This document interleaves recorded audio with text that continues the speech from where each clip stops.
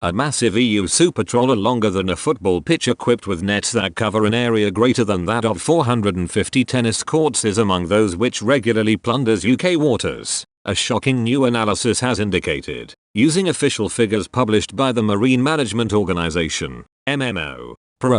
Brexit think tank Facts for EU's report highlights the fact that 25% of EU tonnage operating in seas off the coast of Britain is accounted for by just 18 enormous vessels. Of these, the Polish-flagged Annalise Arlena is the biggest, weighing in at 14,055 gross tons and measuring 472 feet, well over 100 more than the pitch at Wembley Stadium, and the length of 13 router-master buses laid end to end. Another, the Lithuanian-flagged, Dutch-owned Margiris, is just 3 feet shorter at 469 feet, and weighs 9,499 tons. In total, almost 1,700 EU vessels have been granted licenses to enter British waters, within 200 nautical miles, this year. Facts for EU's chairman Lee Evans told Daily Express, "Our latest report reveals that apart from the fact that the UK has followed the rules of the EU's diktats in the Trade and Cooperation Agreement,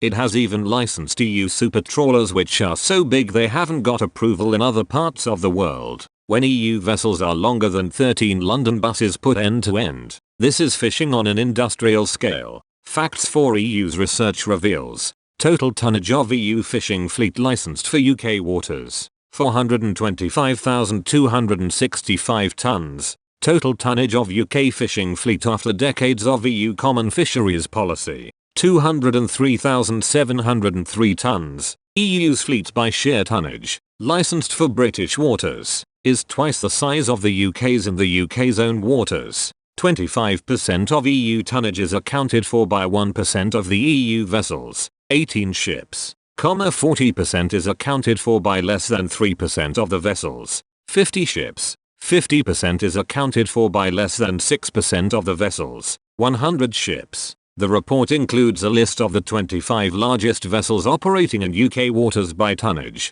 with the Annalise Arlena at the top. The fourth largest, the Marg Theodora, a German-flagged ship weighing 9,082 tons, was prosecuted by France in 2012 for breaking EU law and fined more than £0.50 million after being stopped with £1 million in illegally caught fish on board. While there is no specific definition of the word supertrawler, in general it refers to vessels equipped with the means to process, chill and freeze daily catches, enabling them to stay at sea 4 weeks at a time. Their nets can be up to 1950 featuring long by 650 featuring wide, 600 m x 200 m, and in terms of their gross tonnage, many of them exceed that of a British Type 23 guided missile frigate. Mr. Evans said, "It's not so much fishing as hoovering up our marine environment. It's definitely not what ordinary people think of when they think of a fishing boat. And when the nets of some of these ships cover an area the size of over 450 tennis courts,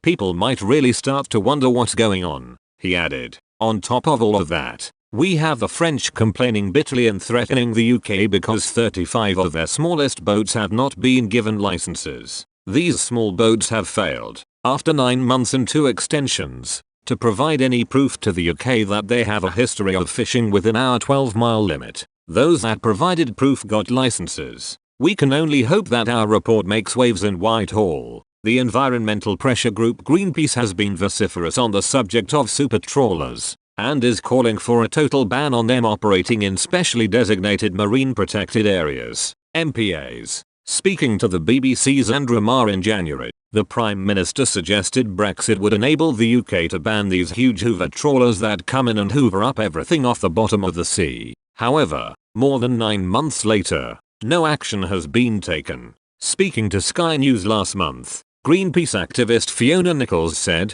"Over the last few months, Greenpeace has been out in the Channel patrolling supposedly green protected areas as part of our Operation Ocean Witness campaign. We found it's basically an industrial free-for-all for these really large fishing boats, many of whom are not from the UK." In statement issued in specific relation to the Margiris, the Pelagic Fishing Association, PFA, said, "The Margiris of course is fishing based on and within allowed catch quota, in this case catch quota for North Sea herring, and under entirely legal conditions. Also, the Margiris is catching this North Sea herring under the sustainability label of Marine Stewardship Council, MSC, which is the most renowned and best known sustainability label for fisheries. Fishing for herring by the Margiris is done with the same gear type, gear size and acoustic fish find equipment as any other pelagic trawler fishing for herring. There is therefore no difference whatsoever between the way the Margiris is fishing and other pelagic trawlers are fishing, including the more than 20 UK pelagic trawlers,